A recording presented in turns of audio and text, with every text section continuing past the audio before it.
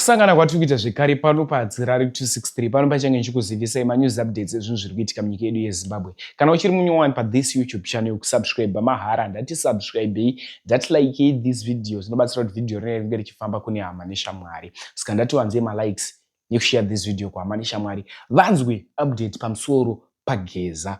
Mashoko aadzoka achizivisa kumhuri yeZimbabwe. Vanhu vazhinji vaibvunza vachiti ko Blessed Geza akazoenda nekupi? Takapedzera kumuona pani time manda risati kwane tapedzera kuona Geza achibudikira streets esocial media.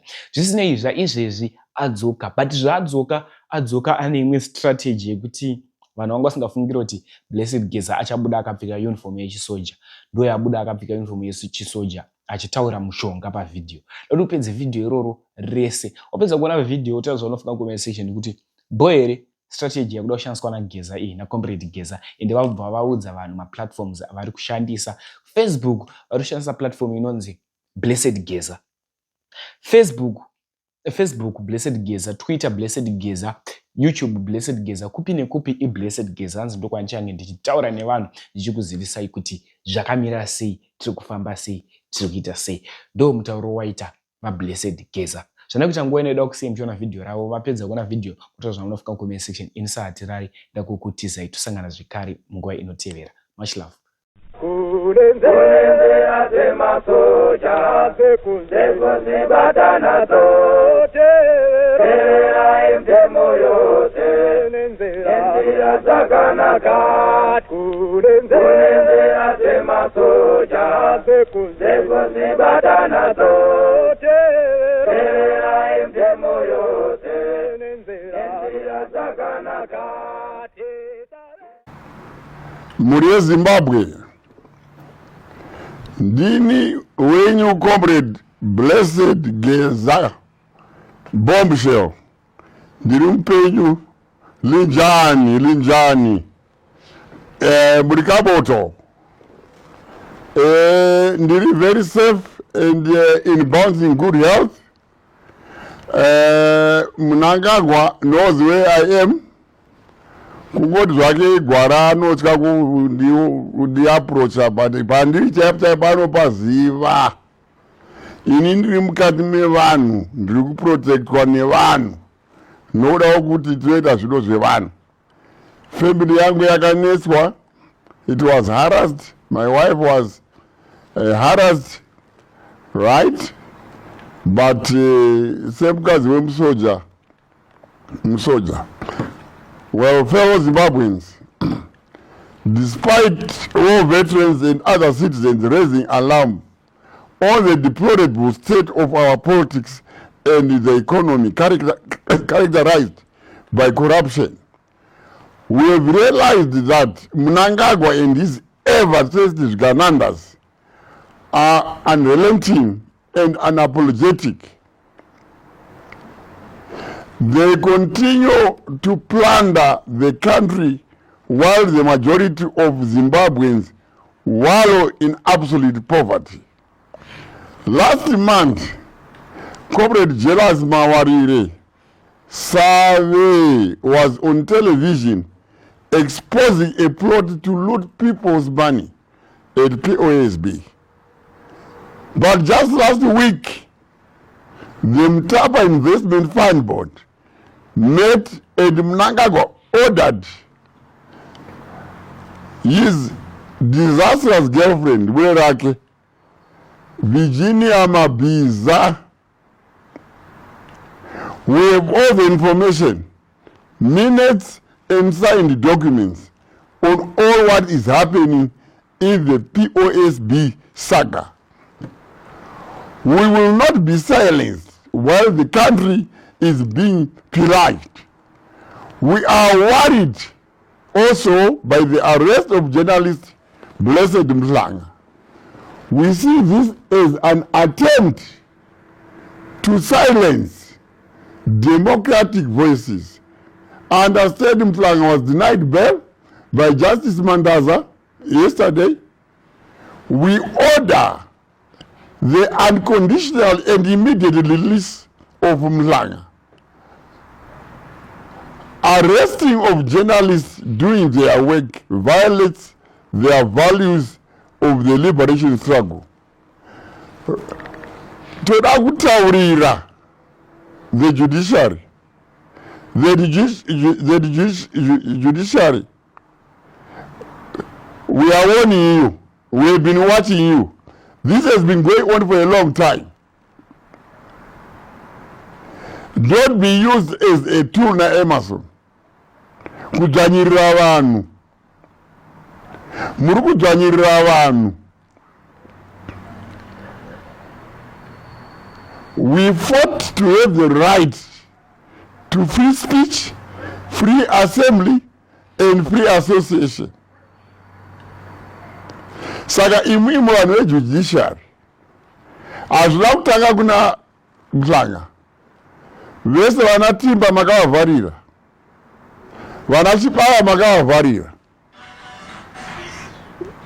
vana Sikala makavavharira. Saka vanhu vopotera kupi? Vanhu vanofamba vakaenda kujudiciary kudarika kwakasangana nejustice. Vopotera kunani? We don't want judiciary. Justice Malava, put your house in order, please. Please. We will come after you guys, and we will come after you, and we will come after you very soon. We are telling you this. Fellow Zimbabweans, corruption in Mnangagwa's government has remained a cancer in the country. Right now as we speak, there's a company called Agrifora Gananda, which is a contract to supply food rations to our military. It receives $2 to $3 million US every month to supply food to barracks. Unfortunately, as we speak, masoja yedu are dying of hunger. Vari kupiwa mabonzo ne ration meat. Ration meat economic kana kuti manufacturing iya inogadzirisa pet food. Hakuna nyama iri kupiwa iri nani. They don't have meat. Yet the country is forking out money every month. The government is paying $15 per kg for this low-grade meat. What a shame. The company is funded by Chief Secretary Rushwaya and Willard Manungo's sons. We know what is happening. Mnangagwa has continued to deploy his Ugandandas to loot this country dry. We fought for economic emancipation and equitable distribution of resources. But to the contrary, Mnangagwa is not stopping at anything to take away everything from the country. He is privatizing companies under controversial means. Many government mines and companies have been taken over by Kudakwashe Tagure and his cronies, e.g., CBZ, ZB, First Mutual, Fidelity Printers, etc. Now Zimasco, POSB and Rainbow Tourism Group have become prime targets. Tagure Mpana, we are warning you. Iwe and your cronies, Mpana. We are warning you. We didn't go to Ondo Wafanemi. Mazori, we didn't go to Ondo Jesus. Kutumuzeta monopoly, Yopama contracts, a corruption, Mistola Zoom, through corruption. We are going to deal with you decisively and thoroughly. Mark my words. We are going to deal with you. Because by the time Nagawa leaves power, Zimbabwe will be a shell. And this is totally unacceptable. We can't accept that.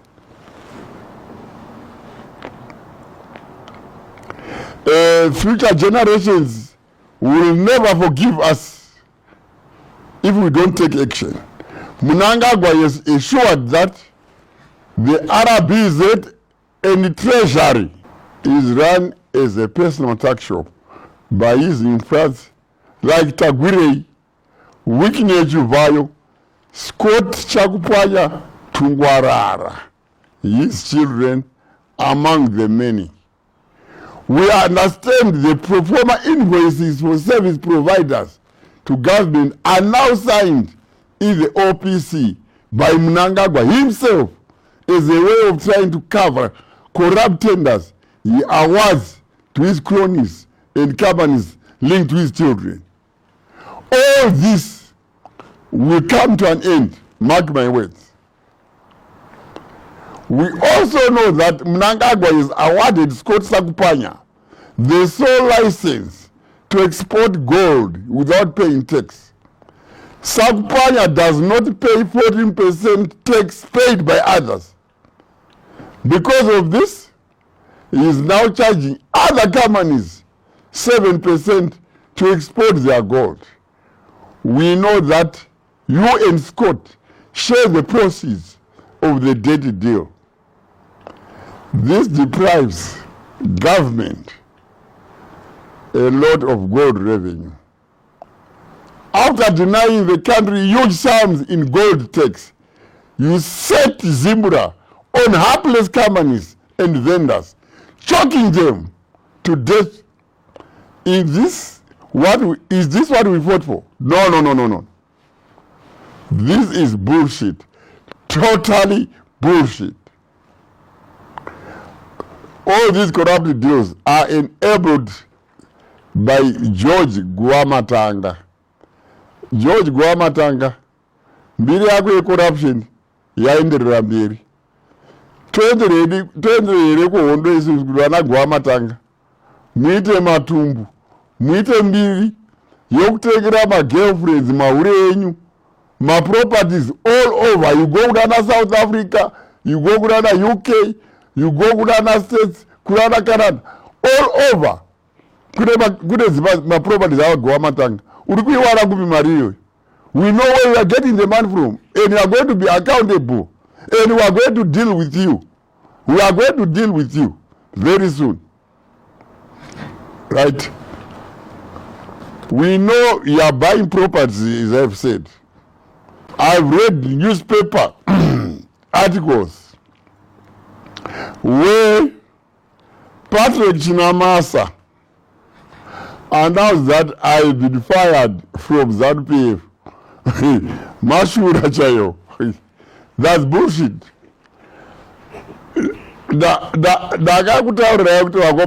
ZANU-PF. ZANU and ZAPU were bad long back. ZANU-PF is a product of ZIPRA and ZANA forces. That is our baby. ZANU-PF is party blood. No one can fire me from ZANU-PF. Right? There is no one who can fire me from ZANU-PF. Instead, inindakatodzinga Mnangagwa nema 2030s ake mu-ZANU-PF, we fired them. Shangosaka nchokuti vaende. Maybe if they are talking of their own ZANU-PF icho, you know, chatisakana basa nacho ichocho. But the true ZANU-PF, no, ndakavadzinga.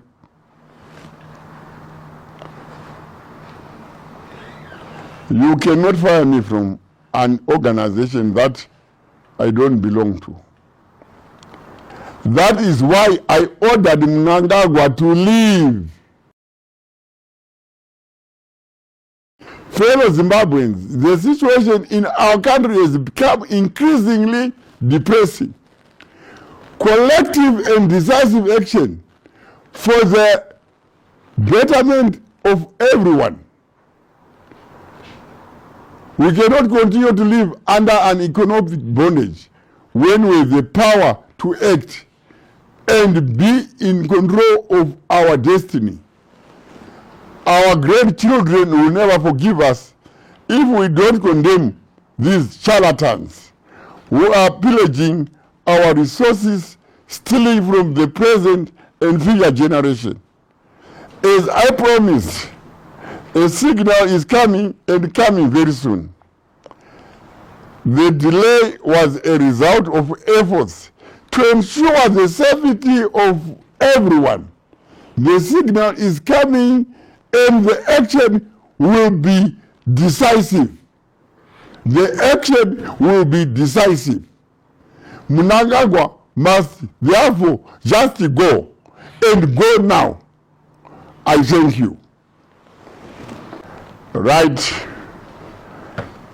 Ndini wenyu Comrade Blessed Gezak Bombshell ndadzoka nerurimi rwamai rwechishona. Pane zvimwe zvatasirira zvatakutaura neshona.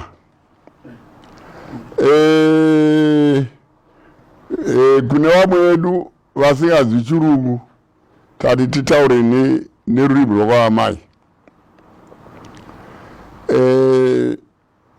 Ndichatanga nenyaya dziri kuitika mazuva ano, nyaya dzinobatanidza General Chiwenga. General Chiwenga ndi komanda wedu isu macomrades. General Chiwenga mutungamiriri wedu isu maZimbabweans. Nhoroondo General Chiwenga inozikanwa nemunhu wese muZimbabwe, especially kwatiri isusu war veterans. Chiwenga is our living hero, is our leader. And tinofa navo. We are going to stand by General Chiwenga. It's a disgrace kuti vana Chris Mutsvangwa uri bro wangu, but unonyadzisa. Unosiya mukadzi wako achitukwa, achitukwa achinzi hure anourana Mnangagwa, anoita sei. You don't even confront varume vari kutuka mukadzi wako. Vachifubura mukadzi. Monica is my friend. Unomusiya achifuburwa kuti hure. Unodii confront varume vavo. Wakutosvika usawaitana nezvaMary kundonomudasireki Mary. Wakambondomuona kuhospitara iyo. Chakuita kuti usawaitana nezvaMary and uri so disrespectful of your commander. Chakakukanganisira Chiwenga chi. Tell us. Isusu macomrades, we are demanding this from you, Chris, now. Right? Where's Mnangagwa? Mnangagwa akakuondori. Anakuya Chiwenga macommanders kudhara. Chaka akawanda ari kumaofisi kwaDhumbu Jeda kuzambia uko. Aitsvaga chi. I've always said Mnangagwa akauya is a beneficiary of nepotism. Right? And he was deployed, Mnangagwa, by special branch. I have all the records now, and I'm going to expose him. Particularly in Pamdera. So I don't have to my comrades. Iwe Chris na chinomona zvamuri kuita siyanai nazvo, tiri kudhira nemi. Siyanai nazvo zvamuri kuita izvozvo. Siyanai nazvo. Let's respect our commanders. Yeah. Atidi kuti, it is not only General Chiwenga. Makatakana na mai mjuru wesa. Yeah? Mapita una Mugabe aita zvechihure kuhondo. Mugabe akamboita zvechihure kuhondo. Iwewe Chris, you are trying to rewrite the history. Sani iwewe. Iwewe wakasungwa panyadzonya iwewe 1976. Uchinzi uri munhu wabzorewa. Ari kutaura nezvazvo ndiani? Hauda kugara muhandaki iwewe for 4 months. Uchinzi uri wabzorewa iwewe. Bullshit, man, Chris. Unotinyadzisa macomrades. Unotinyadzisa. Right? Zvino tikaongorora vanhu vanodanana vachisiyana, vanhu vachidanana vachisiyana. Zvinowanikwa muupenyu. Handi comrade General Chiwenga vataka kusiyana nemudzimai wavo. But the truth of the matter is, right? Munoziva chakaitika imwe. You know who wanted to kill General Chiwenga. Munozviziva mese imwe. Right? Mnangagwa was 100% involved mukupoisona General Chiwenga. I got the evidence from munin'ina wake anonzi Joseph Rera. Mnangagwa paakabvunzwa naJoseph Rera kuti naye mukoma kwava Chiwenga kuChina uko kwavakaenda uko vava kunzwa sei iwe Basoni wakataura kuna Joseph Rwera iwe kuti Mnangagwa haasi kudzoka takapedza naye kudhara uye ari kudzoka ari mucovid. Iwe Mnangagwa iwe. You poison Chiwenga. Bullshit. Right? Manje ruso vachitumira mukadzi wako. Right? Mary paakarwara. Right? Kana mai muda stereki. Akataura nemukadzi wako. Ataura nemukadzi wako iwewe. Kuti ndibatsirei. Right? Mukadzi wako iwe akati it's a family affair. But mnauda unyepera kuti muda Mary stereki. Mukadzi wako ari kuponera Mary from January. We've got the records from Econet. Not one. My records are ndinawo. Right? Iwe Junior, bwana wako Mnangagwa Junior, Pokelo na Julai Moyo. Julai Moyo ya disgrace. Iwe Julai Moyo.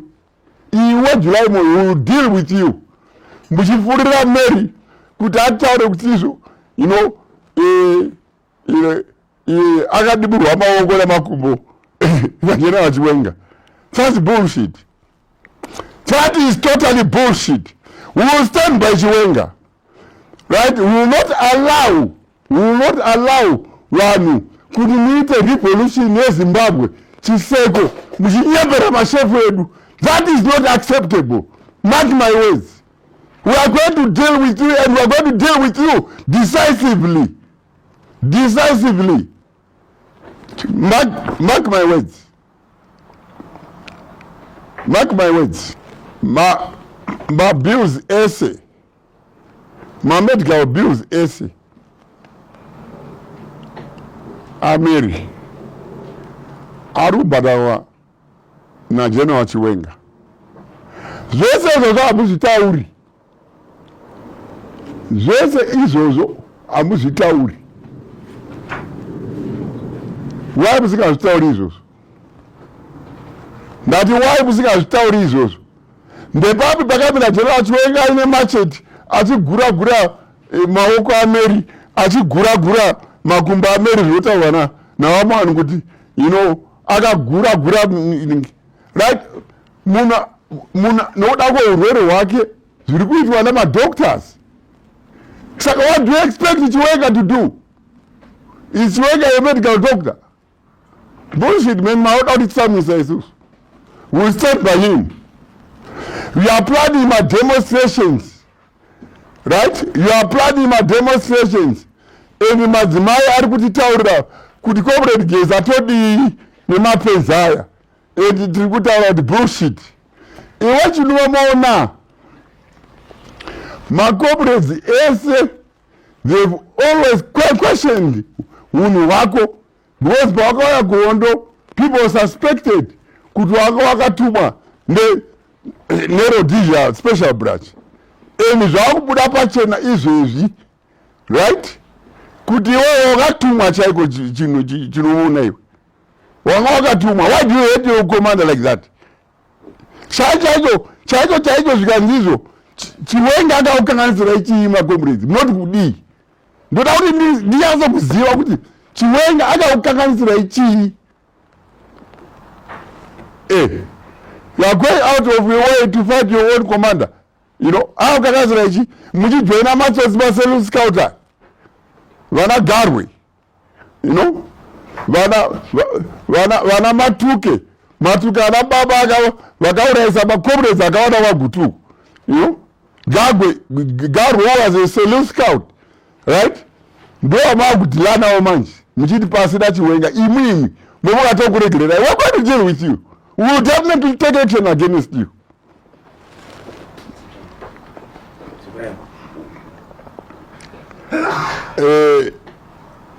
Mutsvangwa. Siyana neunhu hwako. Nakarana naTemba Mliswa. Vari kuti mukadzi wako anohura naMnangagwa. Protecta mukadzi wako uyu. Siyana neunhu anoprotecta vana Mary. Wako uyo ari kutaurirwa zvisingaite uyo. Inda unorwa navarume vacho. kutaura kuti mukadzi wangu inanzi hure mumuromo wako wewe moda kuiswa napkin kana pamba munobuda zvinonhuhwa unyarere oti munhu wakaenda kuchikoro uchitaura zvinhu zvemangamaka kudaro right gwaitu muti Mnangagwa iwewe you were deployed by the Rhodesian special branch kuuya kuhondo. Now we have the evidence you were trained by Standard, right? Iwe saka when you came kuhondo you came on a mission. Tawane tangible evidence yokuti wakaparticipate padhesi yachitepo iwe ukaparticipate padhesi yatokogara iwe and many others, and you have killed all the generals vatakaviga manje right? Unhu hwako ihwohwo hunoratidza wega kuti hazvina basa kuti comrade akuitira chii. Mavengero aunoita mawo veterans, mavengero aunoita ZANU-PF yacho aitinetsa kusvika tazowana evidence yekuti iwe right you a spy, and nyaya yekuti iwe chai Emerson right you have a hand munyaya yokupozenwa kwa General Chiwenga, but haunyari ungapoezana munhu wopoezana munhu akakubetsera iwewe iwe wapoezeno Mugabe watiza iwe watiza iwe Mugabe akati kuna Chiwenga ine am comfortable kuti ndikusire wewe nyika. Chiwenga akaramba. Nasi ndiye munhu wakuita so. Nasi ndiye munhu wakuita so wewe unoshuwa wewe. Iko kuhondo kwacho chawakanyasa kuita kuhondo wewe chiwe. Besides kudeployiwa iwe wakadeployiwa muofisi ya Mugabe iwewe ne-special branch. Saka we are going to deal with you. Definitely we are going to deal with you. Right? Saka povo yeZimbabwe nyaya yeSignal yava padhuze. Vamwe vatauri vari kutaura but Signal taakuiudza kwamuri zvine ungwaru zvokuti vavengi havapotozivi kuti Signal yava mamuri. Saka muchakada zvatiri kuita mazuva ari kuteera umu Signal yava padhuze. We know kuti Mnangagwa ari kuda kutira kudeclare the state of emergency. Ari kutamba haanyasa kutiziva muche zvatinoita isusu kana tana zvatasvika kuti tavakuda kuita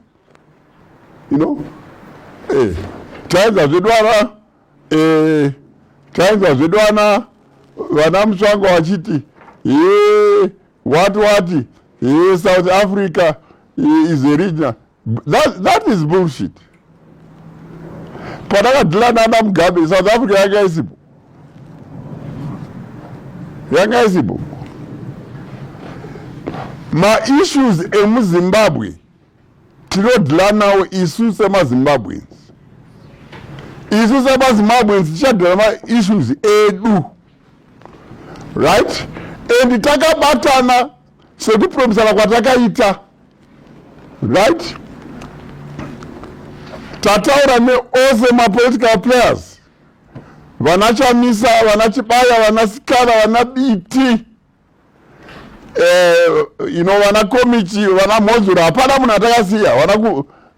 Vana Barume vese vatakataura tikaurirana way forward. And way forward. And vanhu vese ava for information. Hakuna munhu asingafariri General Chiwenga.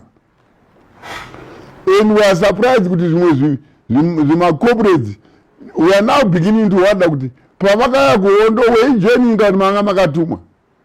Because haukavengi chef wako mavengero amunoita. Saka signal iri kuuya and iri kuuya very soon. Tinoitawo sevanhu vakatrena tinoita decoyka hatibvi tazotaura kuti but zviri kusvika kwamuri manje muri weZimbabwe 31 March ndi comrade Bombshell ava vari kutaura comrade Geza tiri kukubirisai kuti munhu wose kubva kuPlumtree, in fact haizi demonstration, tinoiti izvo uprising. Munhu wese ngaapinde mustreet, right? Tiri kuda kuti Mnangagwa, Emerson Mnangagwa, Spy Mnangagwa ainde nezvigananda zvake 31 March kune avo vari kwanisa kubatsira nematransport, mabhazi, magonyeti, makombi. Please batsirai, ndimwi maona nhamo nokusechwa mumarodhi umu. Toda kuti muite mabusiness enyu under environment iri user friendly yokuti gonyeti rako rinobva kwaMutare kusvika kuBed Bridge, drive asina mboti ndatorwa mari nemapurisa. Ndo zvatinoda kuti zviite. Saka budai mese musapote 31 March. Toda kuti vanhu vaende, right? Kuma law enforcement agencies shatinokukumira Mutamba, mpana iwe Mutamba iwe wakanditumira vafana vekuhomeside nema AK 4 masquad kuti vandiuraye ini. Mhosva yangu ndei?